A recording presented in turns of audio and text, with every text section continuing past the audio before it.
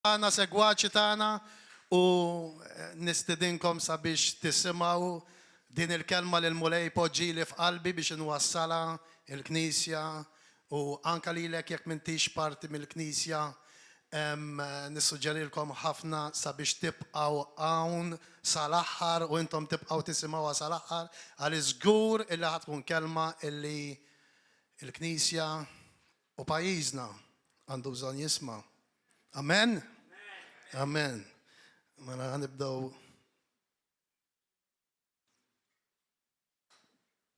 imbellu naqra xuftejna. Grazzi mulej għal dak illi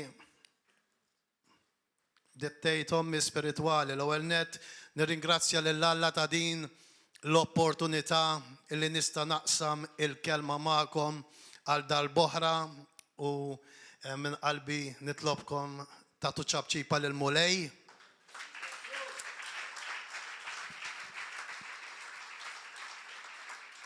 Grazzi mulej u nixtieq nirringrazzja lil missieri u ommi spirituali, Pastor Gordon u Pastor Mariella. Nirringrazzjakom ħafna ta' din l-opportunità u nitlobkom ukoll sabiex tagħtuhom ċabċipa. Grazzi mulej, alleluja.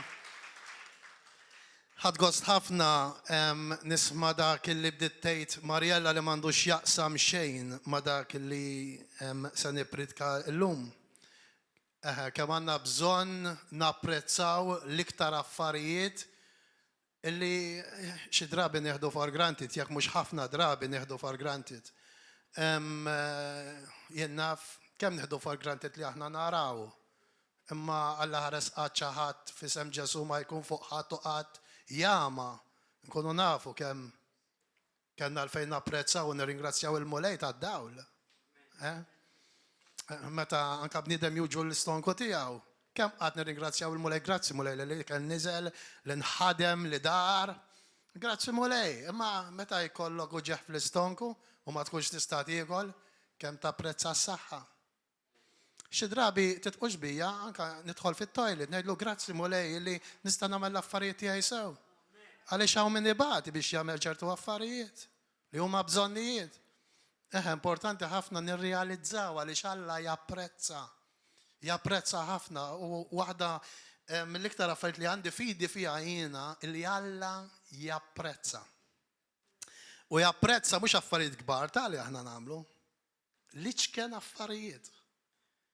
Anka l-kbar, imma anka żgħar, il-mulej japprezza l-affarijiet li aħna nagħmlu. Ma xi drabi le, ma ngħidulux grazzi, anzi bil-kontra, neħdu xi drabi kontra tiegħu sfortunatament. Ma nafux li kull nifs li aħna din nieħdu. Grazzi l-mulej. Grazzi l-mulej. Nsaqsikom xi ħaġa qabel ma nibda. Xi tridu tisimgħu dak li tixtiequ tisimgħu jew li għandkom bżonn tisimgħu? U dak li ħad tisimgħu.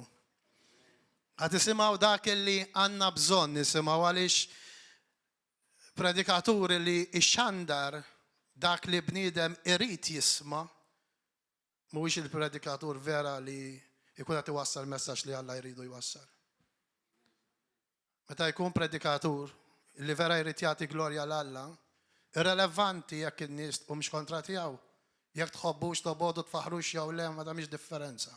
L-importanti huwa li l-iskop tiegħu huwa li jibni lilek li inti tkun qiegħed tisma' billi tisma' dak li inti għandek bżonn tisma'. Iż-żmien li aħna qegħdin ngħixu fih mhuwiex żmien bħal kulinkwe żmien li għadda diġà. Huwa żmien partikolari l-aħwa. Huwa żmien partikolari. U suppost u nemmen li hemm knisja u hemm knisja. Il-Knisja vera hija dik il-Knisja illi qiegħda tipprepara. Qiegħda tipprepara. Qiegħda tipprepara biex tintaqa' ma' Ġesu Kristu. Għaliex Ġesu mhuwiex ġej għal kulħadd. Ġesu ġej għall-arusa tiegħu. L-arusa illi għandha relazzjoni ma' Ġesu. L-arusa illi qed tistenna lil Ġesu biħ-ġara ġej. U Ġesu għal dik ġej, għal dik l-arusa. Ma ninsawx dik l-għalinna Ġesu f'Mattew 25 fej jgħidilna li kien hemm 10 xebbiet 5 verġni 5 le. Skużawni, l-10 xebbiet verġni li kienu jistennew l-arus ġej. 5 raqdu, imma 5 daħlu. Kolla kienu jissejħu l-Knisja. Pero mhux kollha kienu jissejħu l-arusa.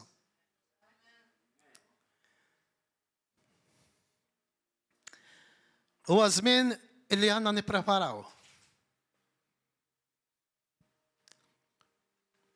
Ħanibda minn din l-iskrittura Amos kapitlu 4 vers 12.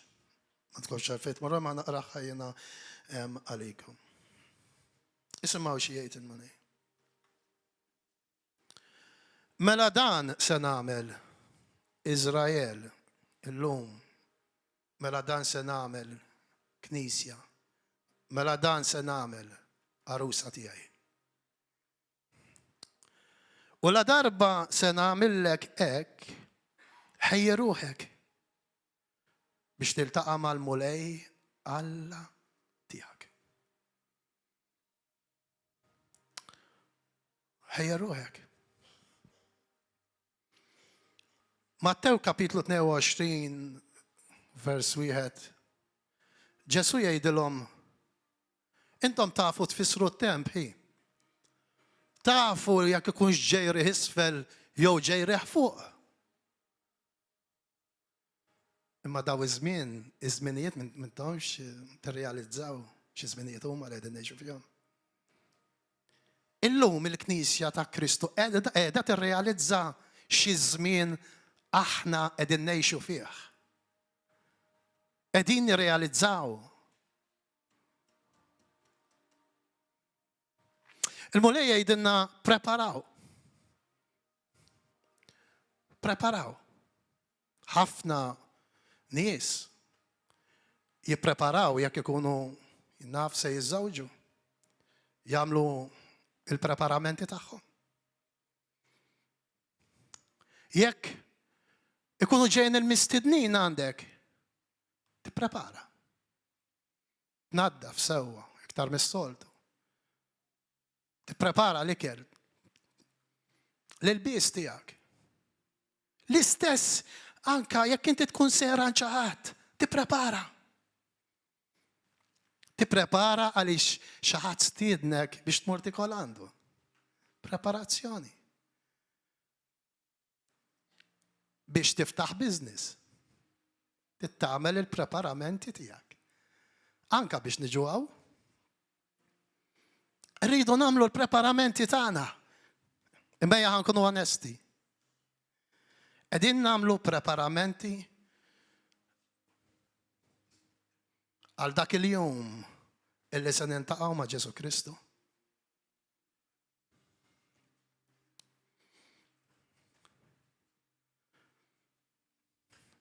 Ħafna Kristjani le mhumiex jagħmlu preparamenti biex jintaqgħu ma' Ġesu Kristu. Tafu li kollha kemm aħna se mmorru għall-ġudizzju. Tafu.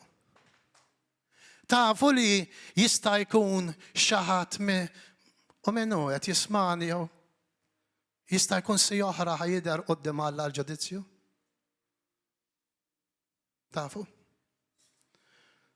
Għaw xi ħadd għandu garanzija illi saħda fil-ħodu ħajkun żgur għadu għaw b'dak iċ-ċans li jipprepara ruħu qabel ma jidher quddiem Alla l-ġudizzju.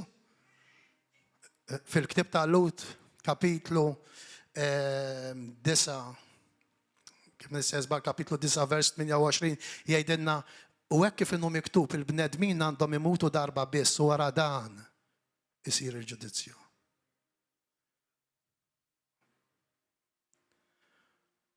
2 Korintin kapitlu 5 vers 10 jgħidlek u aħna kollha kemm aħna jeħtieġ nidru quddiem it-tribunal ta' Kristu.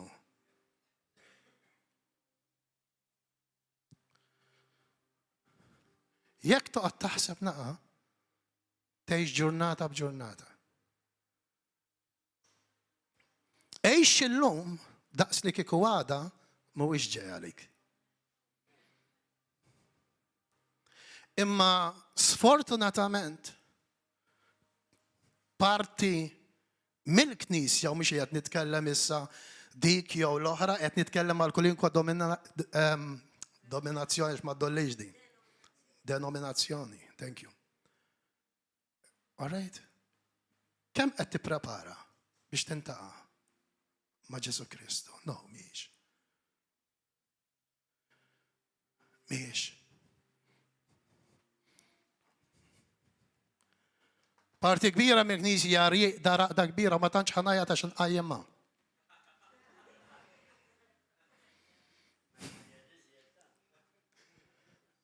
Amen. Amen, brother.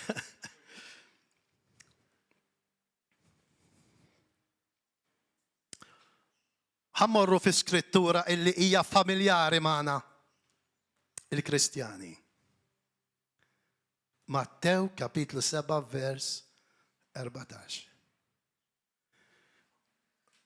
Please, iftħu l-Bibja jekk għandkom il-Bibja u morru miegħi hemmhekk.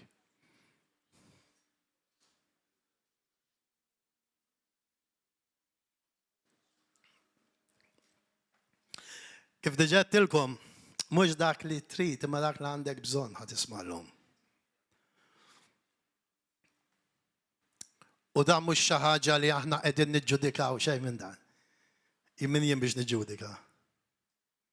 Ma once li Alla jsejjaħlek biex twassal messaġġ, itla' waslu. Mhux għax inti aħjar minn dawk li qegħdin jisimgħu far from it. Le. Il-Vanġelu mhuwiex mibni fuq il-predikatur imma fuq Ġesu Kristu. U l-messaġġ li qiegħed inwassal huwa għalija l-ewwel wieħed. Biex ħadd ma jieħu għalih. Please, teħdux għalikom u please titlaqx minn hawn qabel dal-messaġġ ikun lest. Għax illum tħalt mod hawn imma ħadd toħroġ differenti. 100%.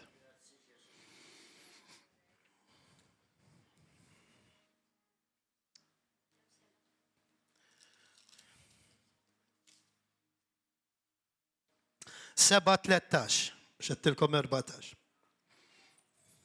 Isimgħu eżis. Dan huwa, by the way, klim Ġesu, forsi għalikom li intom ġodda, mintomx daqshekk midħla tal-iskrittura, biex dan huwa klim Ġesu, dan mhuwiex klim Ruben, l-ebda pastor, l-ebda isqof, l-ebda papa, dan huwa klim Ġesu Kristu. U meta Ġesu iwissi iftaħ widnejk sew u ntrabat għax tiġi xejkjat. Ġesu, by the way, mhuwiex dak biss illi ħarsu lejh bħala baby, nagħmlu li rridu bih. Ġesu mhuwiex bambin. Ġesu warret għarrejiet, by the way. U jekk Ġesu huwa sidek mhux inti tagħmel li titbih. Imma u jagħmel li jrid bik. Il-bqija mhuwiex sidek. Għax niġba nisma' ereżijiet. Sfortunatament, ħafna nies hekk ġew malma, ereżijiet. Ibqejx fidnu għax Alla jħobbok kif int. Ja ħasra, u vera ja ħasra. Għaliex irrendi kont li jridu jagħtu daw in-nies quddiem Alla li supposta tiwasslu l-verità. U jagħmlu ilek faċli jibqgħix fid-dnub. It's okay, ma ġara xejn. Tal-biża daw l-affarijiet. Laqwa għandek partner wieħed. Alla jifmek. Għalhekk illum ninsabu fiex ninsabu.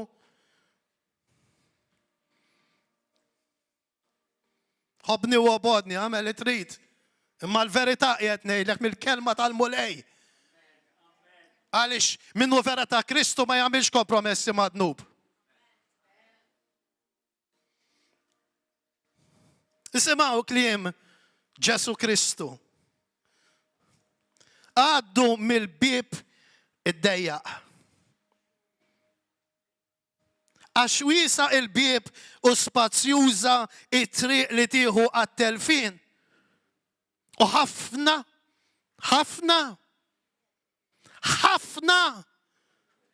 jgħaddu minna. Imma kemm huwa dejjaq il-bib u dejqa triq li tieħu għal-ħajja u ftit. Fġaħ kemm ta' ftit huma li jsibuha. Make sure li inti parti minn dak il-ftit. Kunu ċerti li intom parti minn dak il-ftit. Ruben, kun ċert li inti parti minn dak il-ftit. Meta qed nitkellmu ftit 25%. 75% mhux ħajaraw iċċilmu lej. Dan huwa kliem Kristu. Biex ma qogħdux ngħidu li kulħadd ħajsalva. Għax Allu huwa mħabba 100% għax qed jissaporti.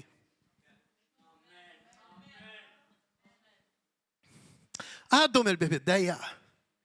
X'inhu l-bib id-dejjaq? Il-bib id-dejjaq huwa deny yourself ta'. Iċħat lilek innifsek dak huwa l-bib id-dejjaq ta'. Daqshekk xi trid inti, daqshekk x'taħseb inti, daqshekk kif jidhirlek inti, daqshekk l-opinjoni tiegħek.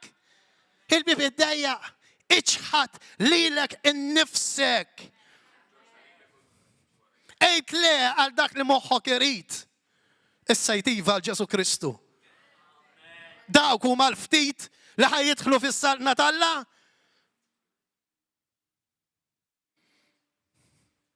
Il-bib id-dejjaq huwa Ġesu, il-gran familjaj. Dejqa tkun it-triqija. Mhix faċli. Għax biex tgħid le għar-rieda tiegħek mhijiex faċli. Mhijiex faċli li tgħid le għal dak li trid int. Imma kollox huwa possibbli f'Ġesu Kristu.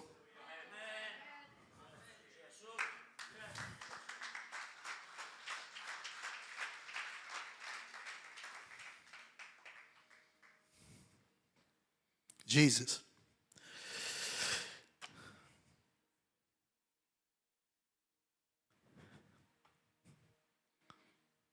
Taħsbu li hekk imsejħa knisja kollha sabita triq id-dejqa.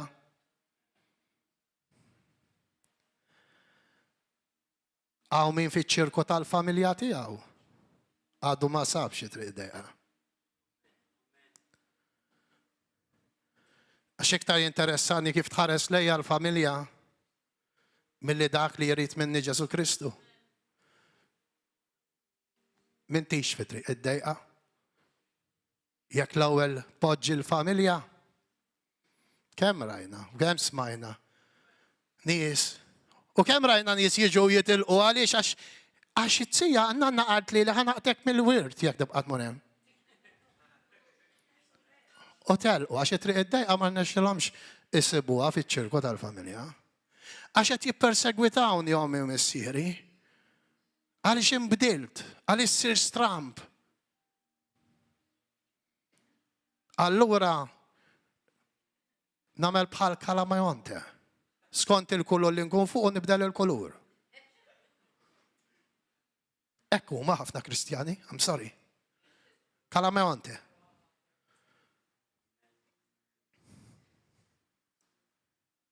Grazzi għal dawk il-Kristjani li mhumiex kalamajonte. U li tassew qegħdin jimxu wara Ġesu Kristu. U naf li hawn Kristjani li qegħdin jimxu wara Ġesu Kristu.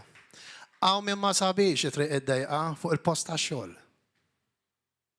Le għaliex inkella sħabi jibdew jarawni bħala nerd. Għaliex jekk nitkellem fuq Ġesu Kristu jibdew jaqtawni minn magħhom. Għaliex inkella dik il-promotion ma noħodix. Għaliex inkella joqgħdu jiżżufjattaw bija. I'm sorry, li qed ngħid il-verità li ħafna u għal xi qed ngħid ħafna. Għaliex Ġesu Kristu jgħid ħafna li ħajaqbdu triq il-wiesa li ħatwassalhom għat-telfien. Għax ma qabdux it-triq id-dejqa. Nistħi ngħid li jien ta' Kristu. Meta Kristu sallab kważi jarwin għalija. Meta Kristu kont sejjer dritt l-infernu daw għall-rotta, għaliex jien kont wieħed mill-lar. U ma nistħix ngħid u ma niddejjax. Nistħi nitkellem fuq Ġesu.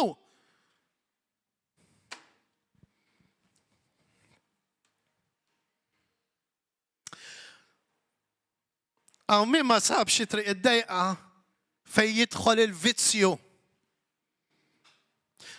Please, teħdux għalikom. Ħan itkellem li ju. Ek joġobkom. Fil-kas. Ma nafx kemm baqalu bejt of sejt, Marjella. Teħdux għalikom. Fejn jekk għatandek sigaret illi għadu jikkontrollak, illi minx kapaċi tgħidlu li għajdlu sigaret u għajja taġġibhom. Jekk dak is-sigaret m'intix kapaċi tgħid le jiena nista' ma bejvux. Jekk dak is-sigaret qiegħed jirgbek, Ġesu Kristu għadu mhux l-ewwel post fil-ħajja tiegħek. Ġesu ma jgħidlekx itlaq 99 ħaġa u waħda biss ħallija. Ġesu jgħidlek itlaq kollox u għajja warajja. Timmaġina il-Ġesu kultant imur jieħu wieħed.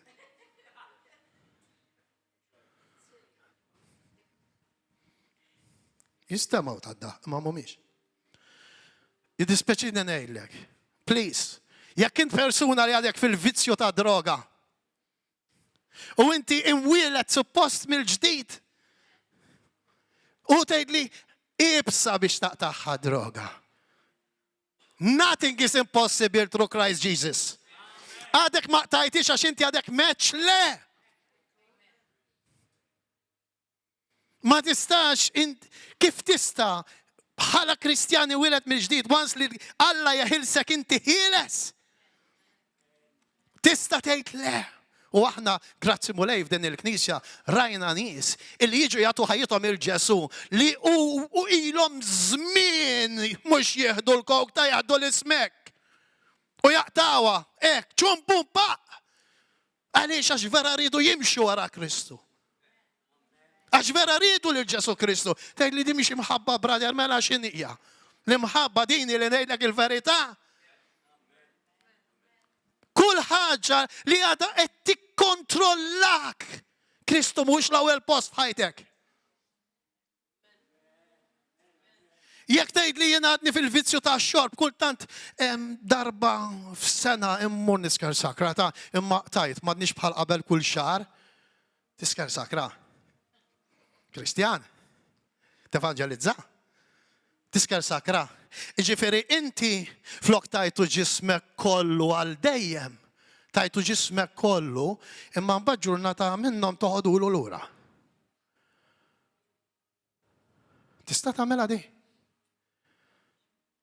Mela immaġina li kieku l-mara tiegħek tgħidlek darba f'sena ħammur taf li ġismi huwa tiegħek. Imma darba biss fis-sena ħammur nintaqa' mal-ex. Darba. Mhix ħafna. Għaliex jgħid ngħidlek? Għaliex il-bniedem li huwa weled mill-ġdid ta' kollox lil Ġesu Kristu. Ma jistax jibqa' jaġixxi kif kien jaġixxi qabel. Jekk hu l-istess għadu ma nbidel xejn. Xejn. Kristjani titisseħ bidla radikali fih. Jekk għadha ma seħħitx, please. Ara, diet għal-pastor kienet. Ara, mhux qed nemmitak. Ħaslet ħarġet li hekk.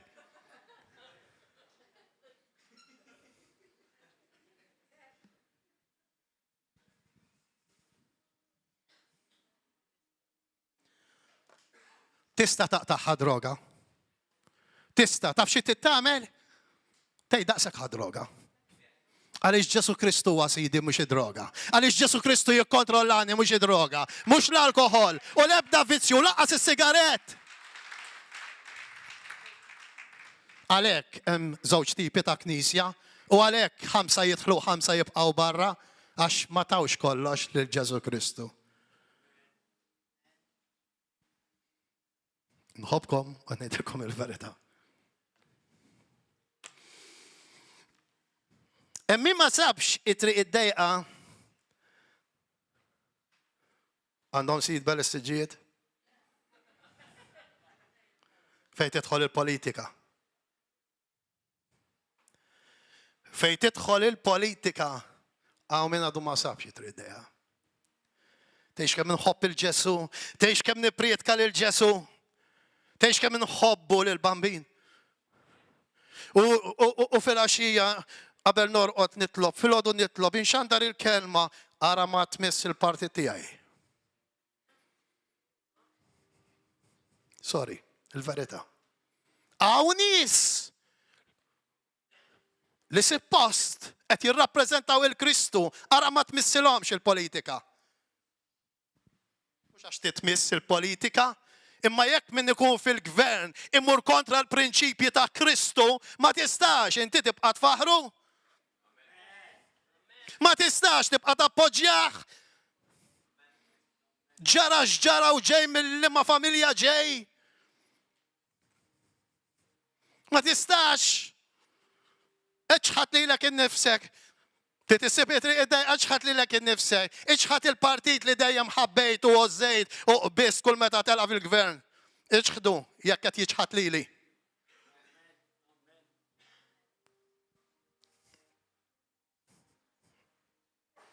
Politika hija l-ikbar idolu li hawn ġa dal-pajjiż.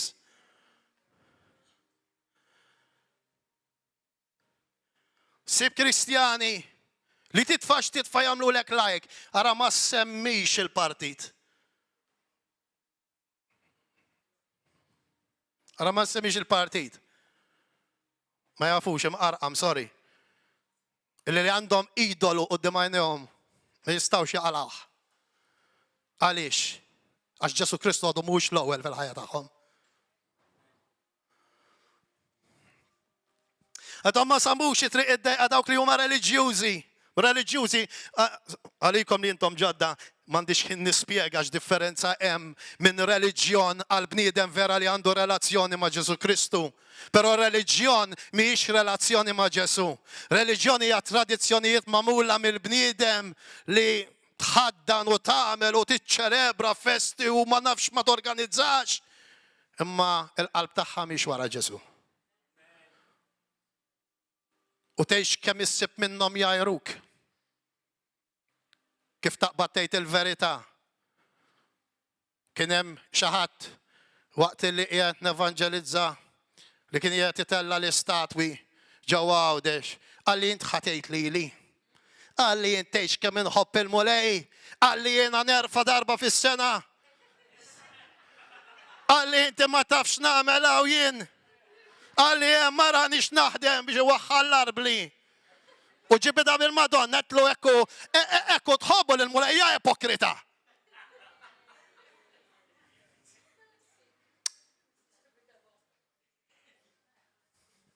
Min għaliħiet fi triq id-dejqa, x'dejqa dejqa?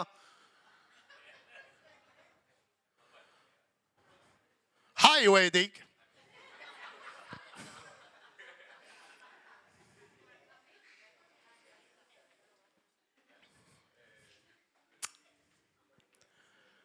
This is a very serious message, my friends. Li għanna bżon narblu li nafusna. San komplu. Għaw min għadu. Għajanna ġelna għajan. Għaw min għadu ma sabx triq id-dejqa fej titħol il-pornografija. Tafu, jekk minn issir żball, tikkwota u nixfu għamlu riċerki tagħkom li 60% minn dawk li suppost huma Kristjani huma għadhom maqbuda fil-pornografija. Tafu li Ġesu jgħid jekk għajnejk għaliki okkażjoni ta' dnupa tagħha barra għax jaħbatlek aħjar illi tidħol bajn waħda fis-saltna ta' smawiet milli bitnejt mill-infern. Ġesu jgħid ukoll tafu illi jekk idejk kiki okkażjoni ta' dnupa tagħha barra cut it off. Jaqbillek li tidħol bit waħda fis-saltna tagħha milli bitnejn inti tmur l-infern. Tafu li jekk darba f'ġimgħa bniedem jara l-pornografija, darba f'ġimgħa fix-xahar iwettaq 4 adulterji. 4 adulterji U Ġesu jgħid u jitkellem fuq l-infern fej jidħol l-adulterju u fej jidħol li toqtol il-ħug f'qalbek. Żewġ dnubiet li Ġesu jsemmi l-infern, imkien ma jsemmih li fuq daw.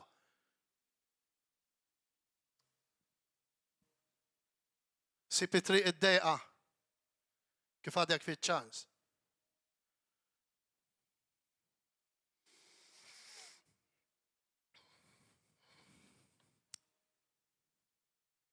Tafu li għaw minn ma sabx triq id-dejqa biex iwassal lil Ġesu Kristu? Tafu li għaw minn ma sabx triq id-dejqa għalix mux lest imur ixandar il-Ġesu jevanġelizza? Mux lest li ma jmurx taddilek u tarani? Li ma jmurx jaddi xaħat jaħdem miegħi u jarani jgħat najjat fit-triq esni blaħ? Pride. Kem trid għaw minnom? Kem trid? Għax jena mnix imsejja ħalek. Jena l-ministeru tijaj miwix dak. Sorry ta, li t-evangelizza miwix ministeru ta. Li t-evangelizza huwa fid-dmir tijak li t-evangelizza għalix Ġesu Kristu kmandak t-evangelizza. Imma le, jena nipreferi mur id-dar, mur id-ċerċ. Nisma l-pritka, noħroġ, persekuzzjoni zero. Ejja ċerċ. Jekk għandek ministeru aħdem, grazzi mulej kompli għamlu. Imma tiskwalifikax li l-ek innifsek mill-li toħroġ barra u xandar il-mulej. Faċli. Ħanejdilkom għajxiex ħafna ma jmorrux. Għalix jipreferu l-nis dak li jgħidu taqbel maħħom, tfaħħarom, kullħat tiċabċfilhom. Oħroġ barra. Fejem la dawa ta' Ġesu Kristu. Oħroġ barra fejem la dawa ta' nis ta' Ġesu Kristu. Aħna jekk twilidna mill-ġdid, ma nistawx nibqaw naġixxu kif konna qabel. Qabel laqas nimmaġina li noħroġ najjat fi triq. Astadili mill-korridori ta' moħħi, illum jekk inti wilet mill-ġdid, il-ħajja tiegħek tittinbidel kompletament, illum tittejx għal Ġesu Kristu.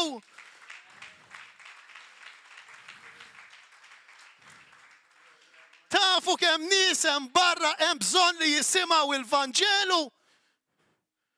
Imma le, 4 min nies, dejjem l-istess 4 min nies imsejħin biex jagħmluh dan ix-xogħol. Għax jiena m'iniex imsejjaħ għalhekk. Meta Ġesu Kristu f'kull Vanġelu ikmandana morru xandru. Dak li ngħidilkom f'widnejkom xandruh minn fuq il-bjut. Dak li ngħidilkom fid-dlama jduh fid-dawl. Toqgħod ġib li skuża għax jiena ġieli nintaqa' ma' dan u nwassallu l-Vanġelu. Dik hija skuża mhix vera, 1 to 1. Daqshekk xi tagħmel speċjali għax wassal il-Vanġelu. Grazzi mulej jibqa' xandru. Imma ejja ħassemma leħnek anka meta nies joboduk, meta nies jeħdu għamijak, meta nies jarawk li jattar mill-ħejtrit. Għax qed tgħid il-verità. Kulħadd komdu jiġi għaw jiservi bil-kwieta għax kulħadd jiċabċablu, kulħadd jaqbel miegħu. Grazzi mulej ejja u servi.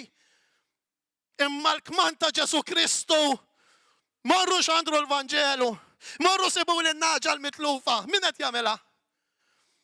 Ħafna jintaqgħu għall-rida ma' ħanna ġal mitlufa. Mhux għax qed ifittxuha.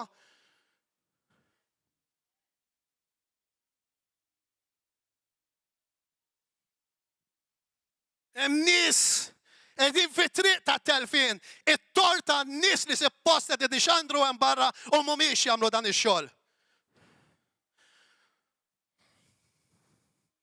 Hemm nies li jaħdmu magħna u laqqas jafu li aħna Kristjani.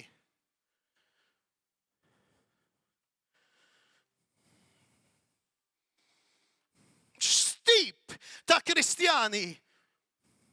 Illum mhux qed nitkellem għal awta biss ta' jgħid nitkellem għal kull imkien ta' biex ma taħsbux li u għaliex qed nagħmel da mhux qed nagħmel xi xogħol ta' pastor ta' far from it.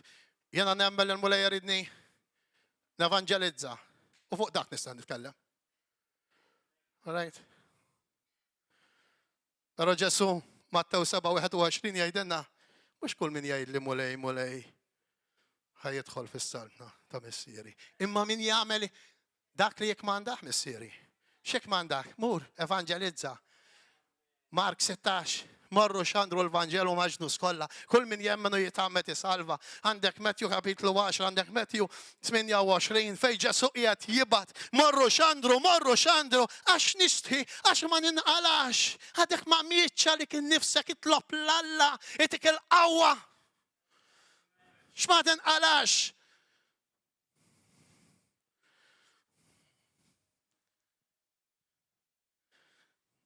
ħadd mod jieħu għalieħu.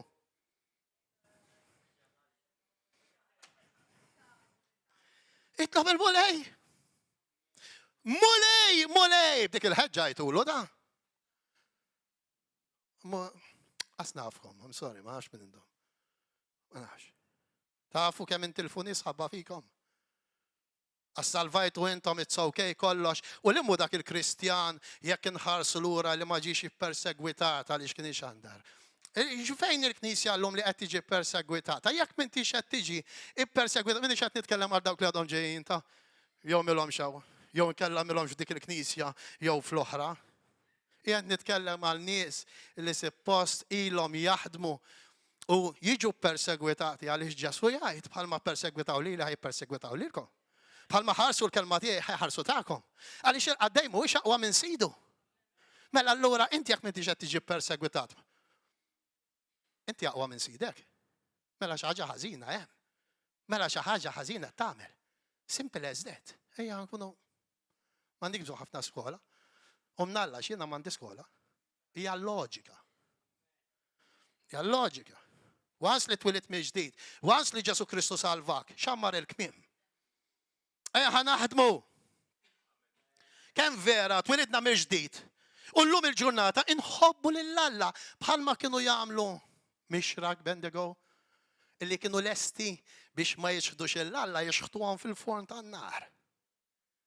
Dawk imma jħobbu l-Alla vera.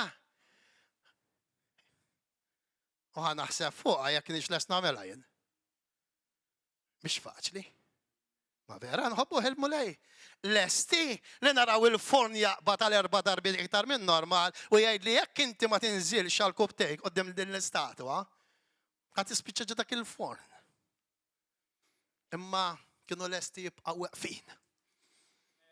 Għaliex Alla kien fiċ-ċentru ta' ħajjithom jemnu b'Alla illi kien kapaċi jaħlishom minn dak kollu.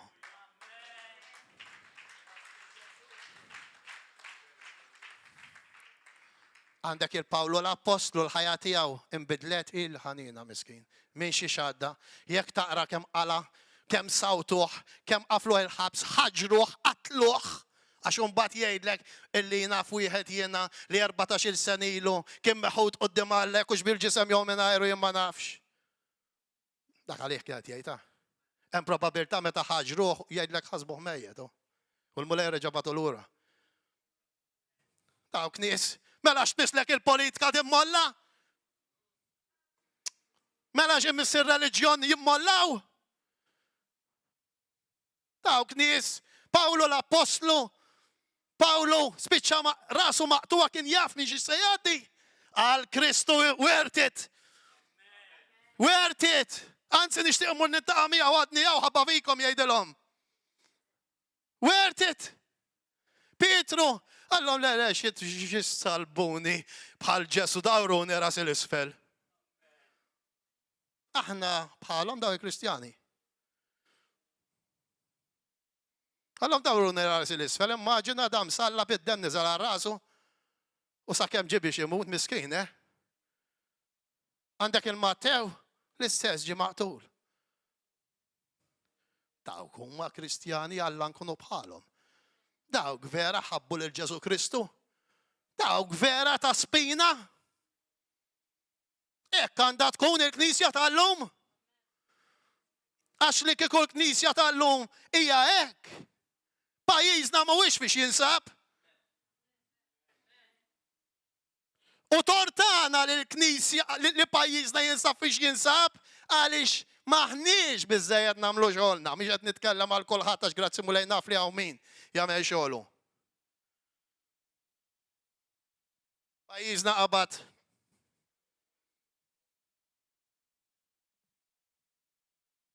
Jimni najata, jkom li għadkom ġodda, mwet nirrabja ma xej ma ħadd, ġasti għed nejdak li għed nħoss u l-emozjonijiet għax nħobb il-sidi Ġesu.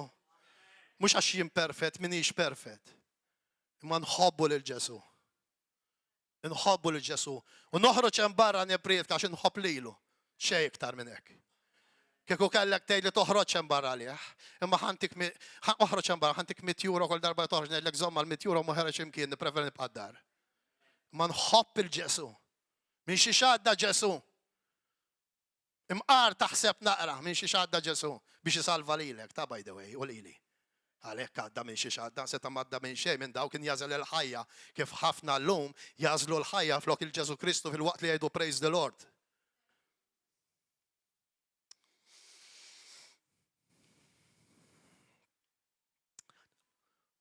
Tafu li aħna qegħdin fi żmien Noa, fi żminijiet ta' Noa.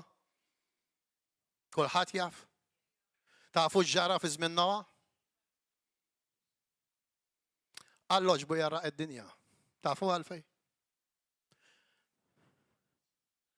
Il-ħażen tant kiber illi Alla oġbu jara id-dinja. Ma felaħx iktar. Taf x'inhu dak il-ħażen illi qegħdin naraw illum?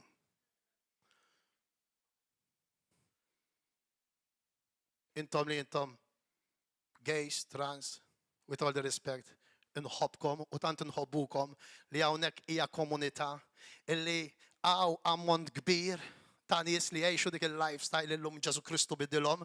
Halleluja, nitlobkom tagħtuhom ċabċipa lil daw in-nies. All right.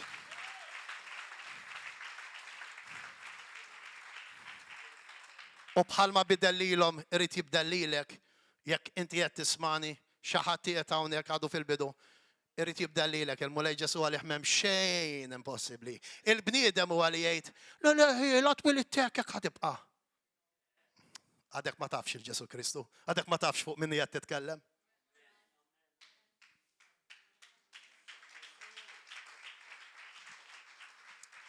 Għadek ma tafx fuq min qed titkellem. Tafu l-iżminijiet ta' Noa, irġiel ma' rġiel, nisa ma' nisa, orgies, adulteri, rape. Ara kux kollu li qiegħed isir illum. Alla tant ċeba li joġbu ma jarax iktar x'ġara fuq l-art.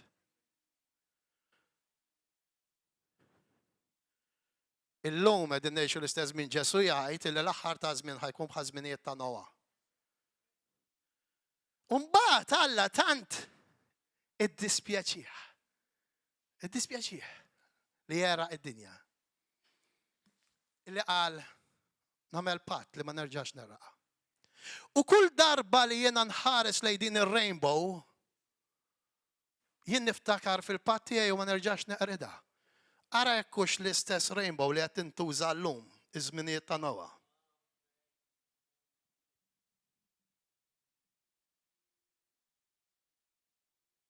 Qegħdin ngħixu fi żminijiet ta' Noa. L-istess rainbow li qed jużaw sfortunatament. Nerġa' ngħidilkom inħobbkom u lest li nkun hemm jekk tkunu fil-bżonn. Imma ma nagħmilx kompromess ma' dnub. Laqqas meta kienu nies mill-familja tiegħi m'għamilta dik. U laqqas nagħmelha. Realizzaw iż-żmien li qegħdin ngħixu fih. U toqgħodux tgħidu għax baqa' taf kemm baqa' profezziji biex jitwettqu biex jiġi Ġesu. Ħanejdlek ħanejni hemm ħafna affarijiet li għadna qasfimnihom ta'. Hemm probabbli affarijiet li għadna nistennawhom jista' jkun li diġà saru laqqas nafu da. Għaliex jekk taqra ktieb tal-Apokalissi hemm ħafna affarijiet li tifhimhom, hemm ħafna affarijiet simboli u hemm ħafna affarijiet li għadna ma nistgħux nifhmuhom. All right. Toħodix bi kbira biex il-mulej jiġu jaħsat id-dinja ta'. U miskinu minn mhux ħajkun lest u stess jgħid li jiena niġi bħal ħallil bil-lej, thank you. Lesta Knisja ta' Kristu. Biex vera tqum fuq saqajk u titkellem kontra l-inġustizzji, kontra z-żina, kontra l-perversjoni, kontra l-partit li inti tant tħobb u minnu irrelevanti. Jiena llum m'għandix partit politiku biex ma taħsbunix jiena la jiena nazzjonalist, la jiena laborist, la jiena ma dak u laqqas jiena ta' Kristu.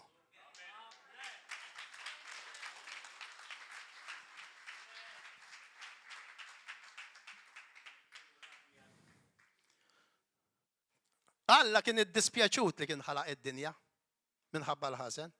Tafu għadi? Fit-Testament l-Antik jgħidilna li Alla ddispjaċih. Dik xi ħaġa li vera taqsam li qalbi li Alla wara li taħ kollox il-nidem iddispjaċih. Aħna li aħna Kristjani wilda mill-ġdid. Qiegħed jiddispjaċina meta qed naraw dat taqlib kollu. Għaliex jekk le, ma aħna m'għandniex l-Ispirtu ta' Kristu Ġesu.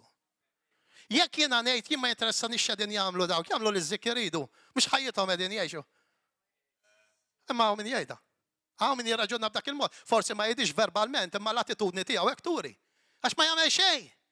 Ingorru, ara fiex wasalna, ara mhix jgħaddi. Imma x'qed tagħmel? X'qegħdin nagħmlu? Xejn. Xejn.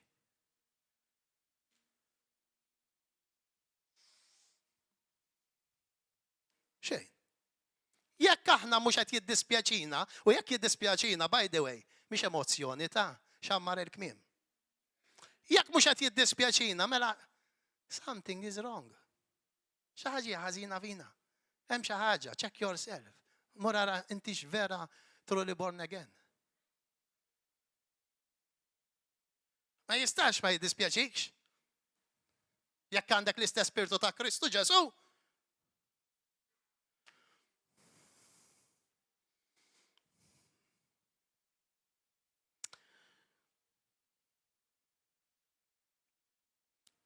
U nerġa' nistaqsi mistoqsija il-Knisja ta' Kristu. Minix niġġudika l-knejjes.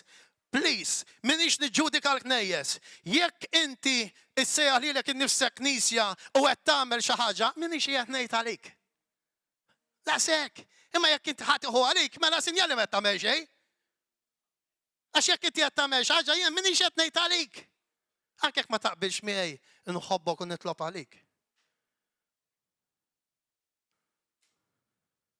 X'qed tagħmel il-Knisja ta' Kristu?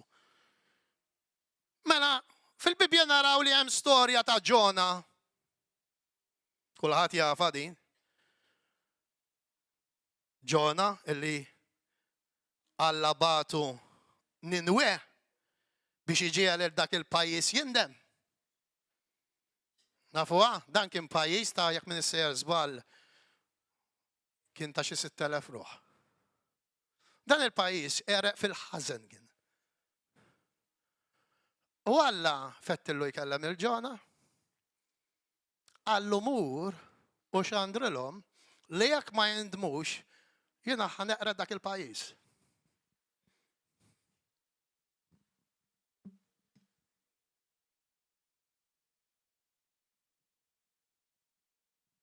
Ġona ma rridx imur. Ġona ma rridx imur da' Augustus, prova jaħrablu. Ara tistax taħrab l-Alla. Ma rridx imur għaliex għax kien jafx qalb għandhom jibsa daw in-nies. U qabad bastiment, rikeb fuqu u telaq. Biex ma jservix lill-Alla, ta' daru lill-Alla.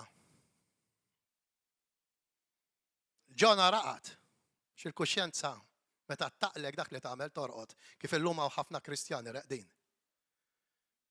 Illum hawn ħafna Ġona, by the way. Sissa. Raqat.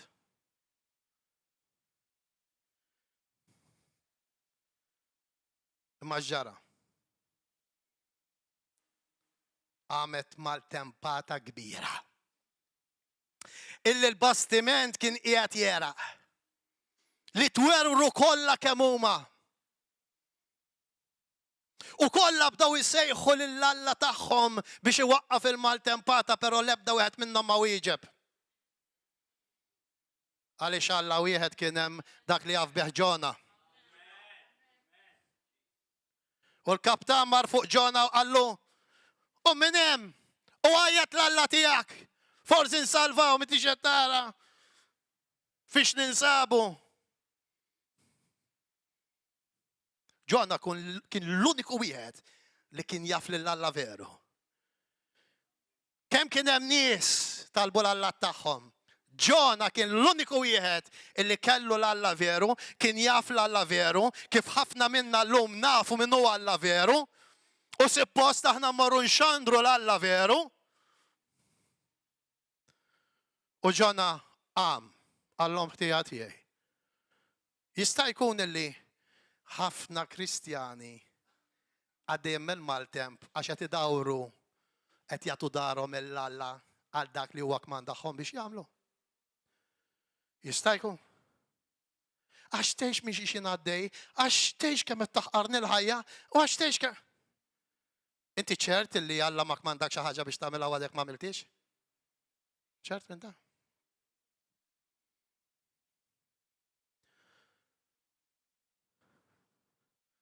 Ġona spiċċa l-baħar u l-maltempata wafqet. U belatu ħuta. 3 ijiem għamel fid-dlam. Għaliex ġazaq il-ħuta m'hemmx fanali. U laqas xamat. 3 ijiem fid-dlam. 3 ijiem fid-dlam. Mhux ġok. Għaliex ma bdiex dak li Alla kmandaħ jagħmel. Ġesu Kristu nerġa' ngħid darb'oħra il-Vanġeli mimlijin morru xandru l-Vanġelu. U bħala Kristjani għadhom mhumiex lesti li jxandru l-Vanġelu għax nistħi, għax ma ninqalax, għax m'inhiex kapaċi, għax illum ġrali hekk, għax għada suppost imur, għax suppost iwassal it-tifla l-bale, għaliex suppost iwassal it-tifel il-futbol. Sorry, inti tilab il-futbol mat-tifel, inti tisfen il-bale mat-tifla. Wassala u mur għamel dak l-għandek tagħmel. Insibu ħafna skużi saw minnu ġenwin u forsi vera ma jkunx jista' f'ċertu ġranet imma fi ġranet oħra tista'. Mur, xandar il-Vanġelu billi noqogħdu niktbu post fuq Facebook. Grazzi mulej tajba imma mur u laqqa ġo fik. Ħalli tkun taf xi ġifieri ġo l-Knisja u barra.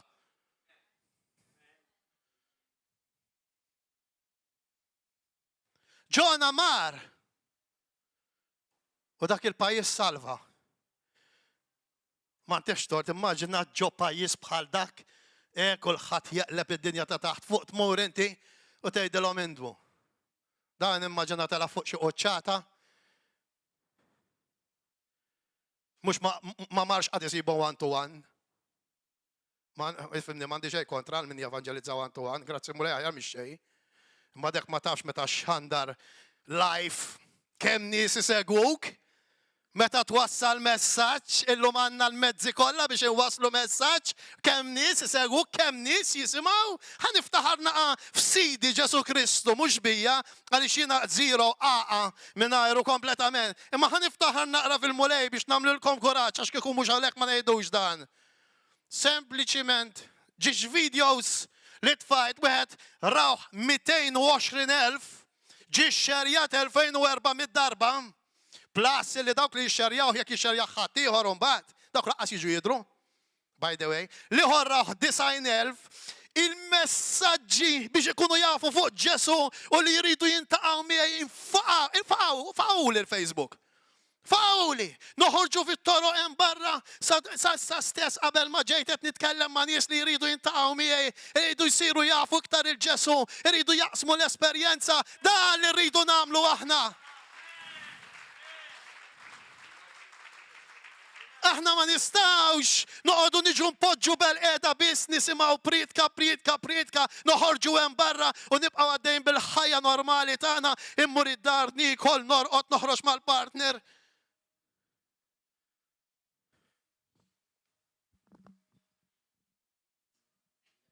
Tafu kemm nies emnuni li qed ngħidilkom. Viewers, eluf jisimgħu il-messaġġ ta' Ġesu Kristu. Dan kollu intom tistgħu tagħmluh. Min jagħmel dan ix-xogħol ħadd mu aħjar minn ħadd. U ħadd m'għandu għalfejn jiftaħarex il-glorja lil mulej, imma ħafna nies jażlulkom detà, ma jażlux illi jaħdmu verament bħalma Kristu ħadem fuq is-salib. Jaħdmu biex inkomplu fejn ħalla Ġesu Kristu bażikament. Dak li suppost jagħmel il-Kristjan. M'għandix aptit fil-għodu, le ma jkollix aptit, jien nista' ngħidlek kważi qatt ma jkolli. Qatt. Anzi, sakemm nasal laqas nitkellem ma jkolli aptit. U forsi jafu daw in-nies. All right? Għax nitkellem ma jkolli aptit. Imma kif tista' ma titkellimx? Meta taf li eluf ta' nies sejr l-infern kuljum. Balla nies jiġħtuk jajruk it's okay, God bless you. Għamel li trid imma hemm wieħed li qed jisma'. Inħobbu l-Ġesu vera jew le. Dan mhuwiex ministeru li tevanġelizza. Dak huwa kmand minn Ġesu Kristu.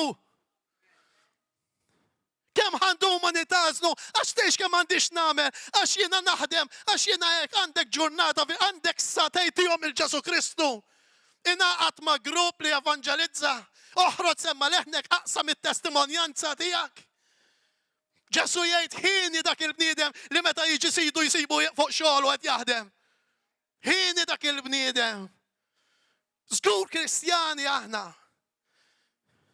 Naf li hawn grazzi mulej minnu Kristjan. U naf li hawn anke minn knejjes oħra li forsi joħorġu jxandru, mhux forsi joħorġu jxandru. Hawn, ejju hawn. Ma toddhom fuq il-ħames tiswaba. Il-gruppi li hawn. Biex ma ngħidlekx fuq tlieta.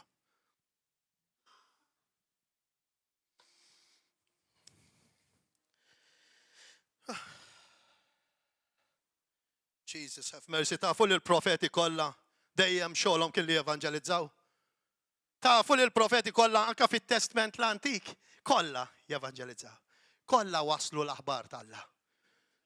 Anke l-ġdid kollha ħarġu jevanġelizzaw. Ħadd minnhom ma baqax iċibeq. Kollha. Kollha dik hija l-Knisja. Dik hija l-Knisja tal-Atti tal-Apostli. Dik il-Knisja li aħna rridu nkunu wake up. Wake up.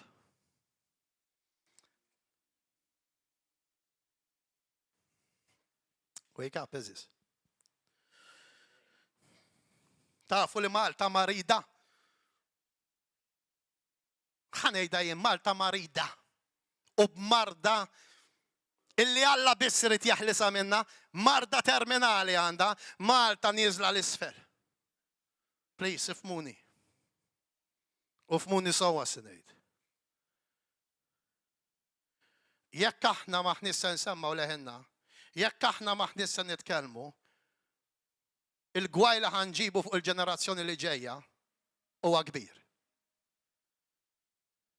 U aħna responsabbli quddiem Alla.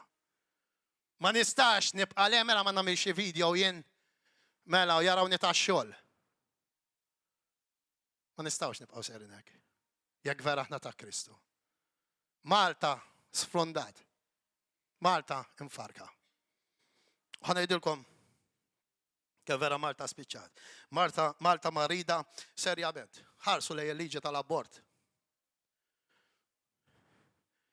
Dik li kienet xi darba tissejjaħ emenda. Illum hija abort, sitt ħwejjeġ jobgħod il-mulej seba' ma jaħmilhomx, waħda minnhom hija li xxerred dem tal-innoċenti. Mhux marida Malta, meta tipproteġilek fekruna. U Rizza issa wkoll. Anka Rizza. Proteġija. Tajjeb, ibqa' proteġija. Imma mbagħad illi nagħmel tarbija kapuljat fil-ġuf tal-om. Dik it's okay. Imma li aħna ma nitkellmux. Mela ma nitkellimx biex jaqbżu fuqi.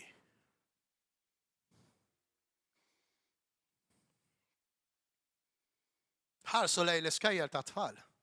Jiddispjaċini ngħid li ħafna ġenituri qas jafu x'qed jiġri. Ma nafx laqathom. Qed jgħixu fuq pjaneta għax laqqas jafu x'qegħdin jiġu mal-min u lilhom fl-iskejjel. Il-ġeneru li inti titwiled bih dak mhux tiegħek ta' u mbagħad iddeċiedi la tikber. X'mistħija.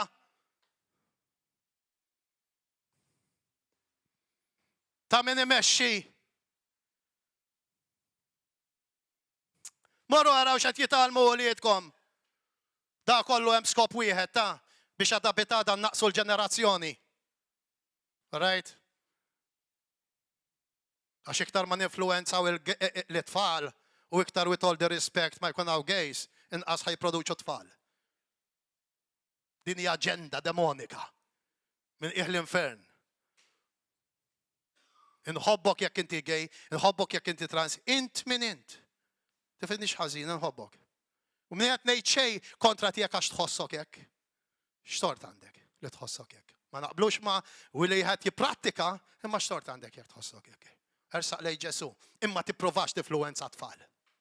Tipprovawx tifluwenzaw it-tfal. Ittebbawlhom moħħhom minn xkun ithom. Mbagħad tara il-Knisja, il-leaders tagħha mhux kollha ta' Roman Catholic Church, mhux kollha. Mhux kollha. Ma jitkellmu xejn fuq dan, anzi minnu trans, minnu gay jgħidlek, anke l-Papa qiegħed. Bir-raġun da u mhux qegħdin jitkellmu għax il-ħuda tintemm ir-rasa. Tintemm ir-rasa. Jien ma jinteressani xejn l-isqof, il-Papa, il-Pastor, il-Profeta, jien interessani biss tgħid il-kelma tal-Alla.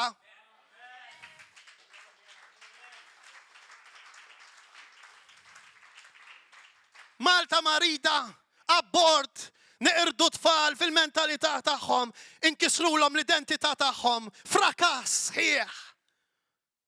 Issa l-abort, by the way, filli kulħadd jipprotesta. U mill-informazzjoni li għandi issa ġie approvat. Imma irid jgħaddi minn 3 tobba. Mela jekk daw 3 tobba jkunu li jaqblu mal-abort, mexxi. Għax irridu nipproteġu l-mara, u waqta naqra. Tipproteġi l-mara ilha minn dejjem, tipproteġi l-mara u intu għal-ewwel il-mara. Ħanoqogħdu nġibu l-iskużi li rridu nipproteġu l-mara. Giddibin. Giddibin. U niddejjaqx ngħidilkom dak hu pajjiżna li miexi fih illum. Kif nistgħu ma nxandrux il-Knisja, kif tista' ma tiftaħx ħalqa, kif tista' ma semmax leħna fi triq, kif tista' ma tibax messaġġ il-min qed imexxi il-minu responsabbli bil-biża' tal-Alla fuqha u tgħidlu dak il-verità. Xtejt il-kelma tal-Alla, ħafna nies anke f'dawk il-videos li jien għamilt laqqas kellhom idea tagħhom dawn l-affarijiet li qegħdin jiġru. 2.5 million di oħra biex nagħmlu il-Euro Pride. Kien hemm xi ħadd qalli għandek żbarruta, qalli ċċekkjajna 3.5 million. 3.5 million biex inżebilħu l-Ġesu Kristu fi triq. Araw pajjiżna kif niżel down the drain. Ejdli, mhux ħajżebilħu l-Ġesu, mhux ħajilbsu tiegħu, anke jekk ma jsirx hekk. Dawk l-affarijiet aħna nafu x'isir fihom. Kien hemm minnu trans tal-affarijiet tiegħu u qal le ma naqbilx jien ma dal-imbarazz. Sorry ta' jekk inti qed tiġġieled għalihom u tgħid li huma normali għalfejn qed tagħmlu dal-kummedji. Jekk huma normali, jgħixu normali. Mela niġi nagħmel Euro Pride, mela issa nagħmlu wieħed għal minnu straight.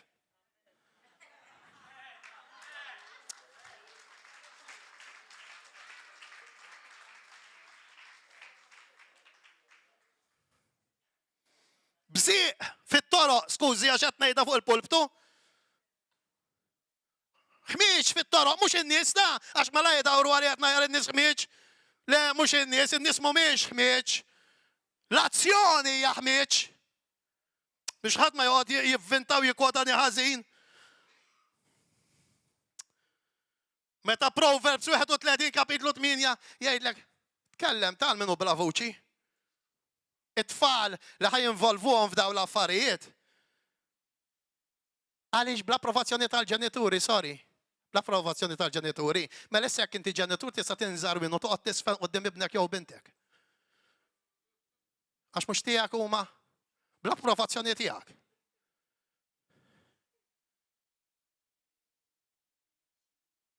Povri tfal. Nitħassal lillu li tolidi, jien m'għandix tfal żgħar illum, kibru. Imma huwa li tolidi hemm din. U naf miex issa jgħaddu jekk il-Knisja tibqa' rieqda.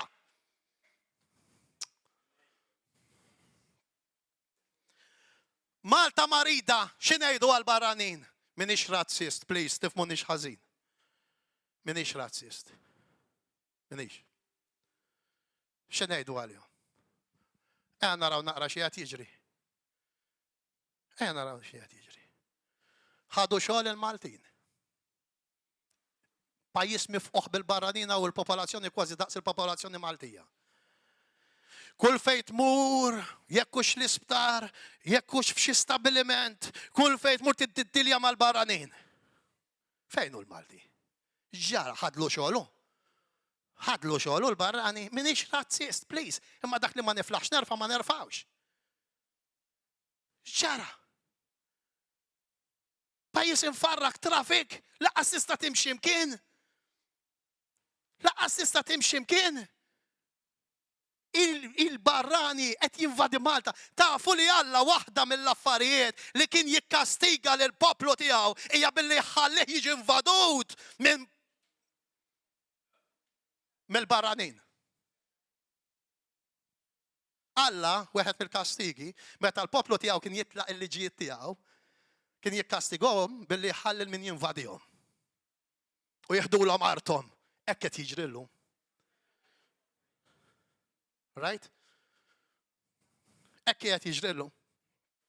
Ġlied fit-toroq kemm trid. Nies arwenin is-sisbaħ. Issa jistgħu jinżaw f'nofs triq. Skandli. Kemm trid.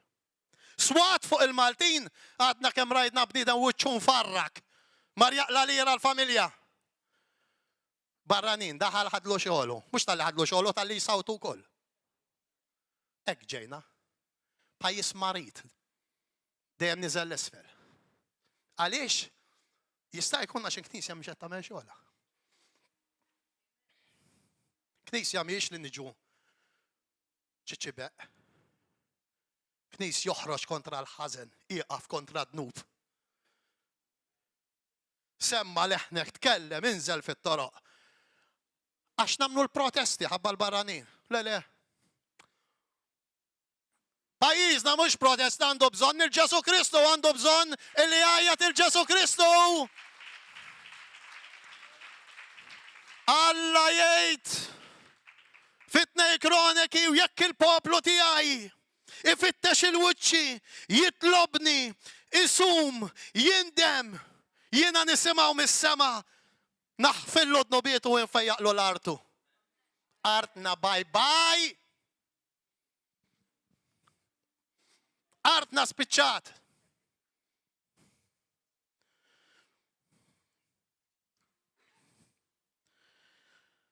Kulturi differenti, buddisti kiena waħda tiġġieled miegħha xi buddista.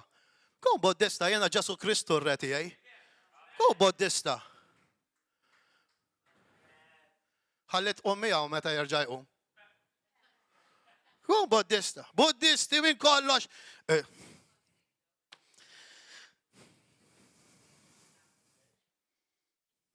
Jesus have mercy.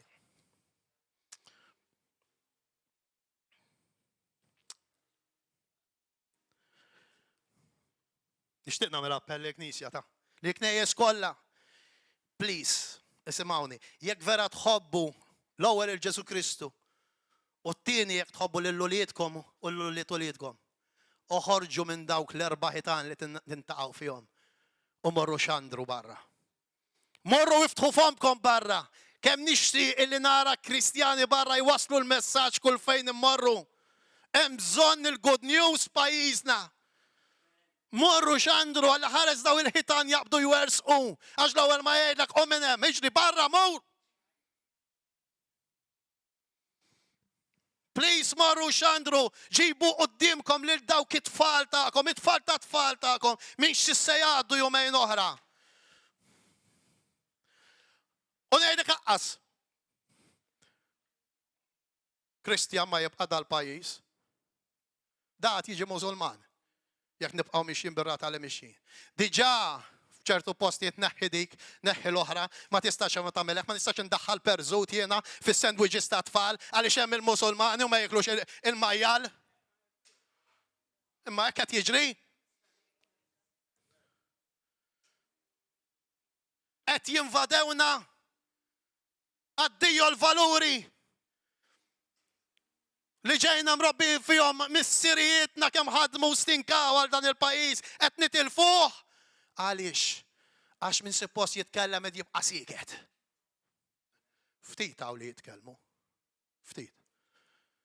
Ftit. U kont se ngħid xi ħaġa.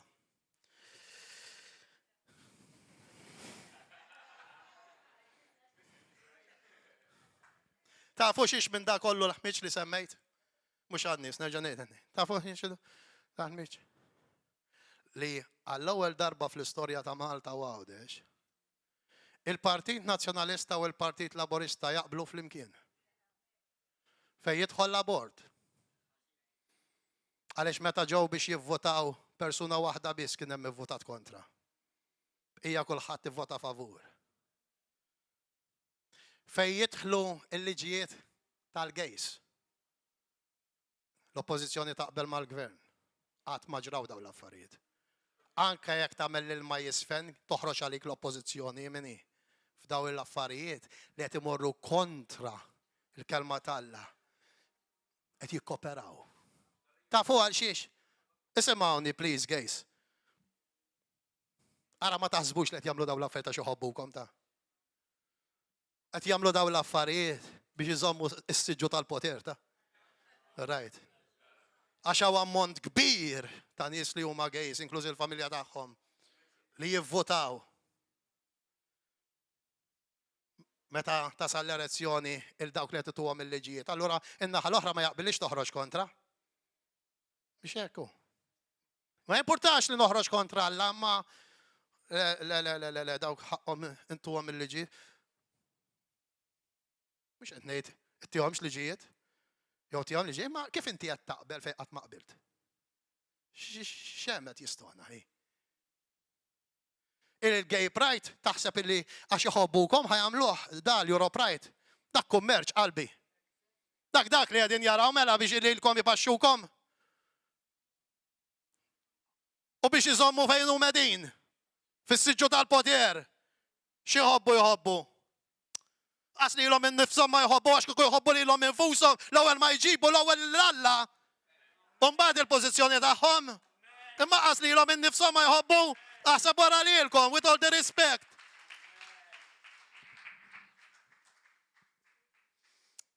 Diki, is-sitwazzjoni li pajjiżna marat, li pajjiżna niżel l-isfel, li pajjiżna qiegħed jodos. Kif nistgħu nibqgħu siekta?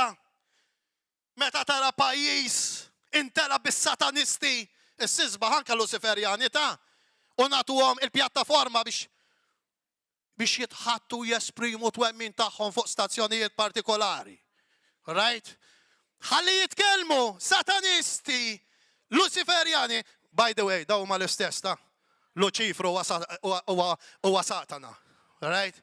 Imma intuhom l-ispazju, programmi li n-nies lena tagħha segwi għax huma naqa' tal-biża' jew inkella jistidnu nies ħlief jimmokkerjaw lill-Alla. Ma jagħmlux.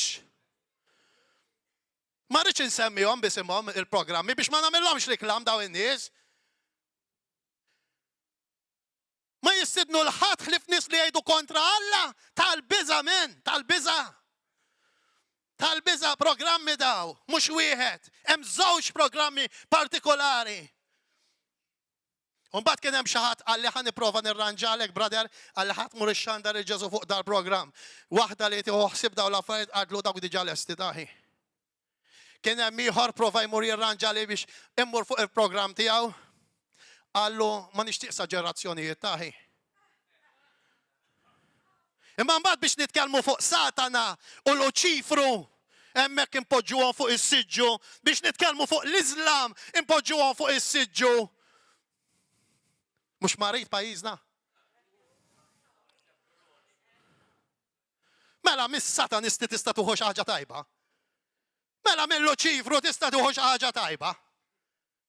Allura qegħdin iktar infittxu x'qed jgħid il-ħażin flok x'qed jgħid it-tajjeb. Maħkum pajjiżna. Għalli wieħed minnhom għalli fiex ħintri dejja l-programm, għalli ħan istidnek ukoll. X'nagħmel? Niġi. Niġi fuq il-program tiegħek.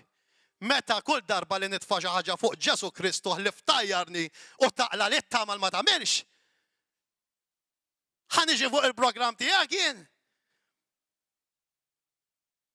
Klif jajjarni ma jagħmilx dal-persuna illi jorganizzaw dawn il-programmi. Għax nitkellem fuq Ġesu Kristu.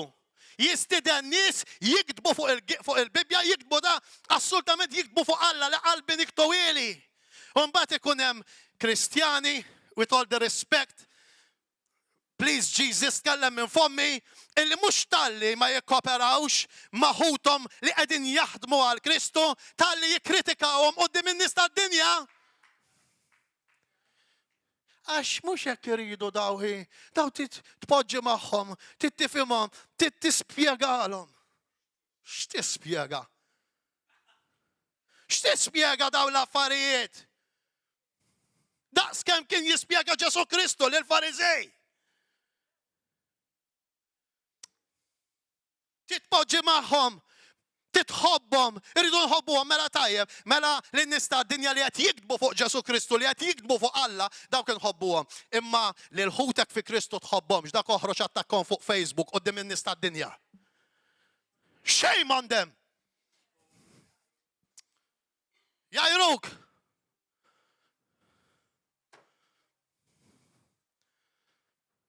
Taf il-min impoġġi miegħu jien, il-min laqas jaf fuq Alla. Il-min huwa ateist impoġġi miegħu ntih l-imħabba. Mhux xi reliġjuż. Kristu ma kienx jitih l-imħabba reliġjuż. Kien iħobbu by the way, ħan ikkorreġi li l-nifsi, il-kulħadd iħobb Ġesu. Però l-ipokresija kien jifqilha ta' għaliex dawk jafu b'Alla. Ma pajjiżna jaf b'Alla. Imma li jiġħad il-Alla, kemm ħandhom npoġġu bel-qeda u nitħattu ma' daw in-nies. Ara jpoġġu x'miegħek l-ewwel. U mbagħad jiġu jattakkaw għax inti min qed ixxandar bl-imħabba. Mela Ġesu Kristu, meta kien hemm bżonn jgħidulhom ja oqbra mbajda, ja nisel il-lefat. Għalilhom, għidli ma dak Ġesu kien, għaliex Ġesu jaf il-qalb tal-bniedem. Ġwanni l-Battista għallhom ja nisel il-lefat. Ġwanni l-Battista, min qalilkom x'għandkom tagħmlu biex taħarbu l-kollha tal-Alla? Min qalilkom? Għaliex kienet jiddilja mal-reliġjużi. Mhux ma nies li ma jafux l-Alla, suppost jafuh. Ekku pajjiżna llum, suppost nafuh. Ma tistax tibqa' hello jana mill-Legzizi.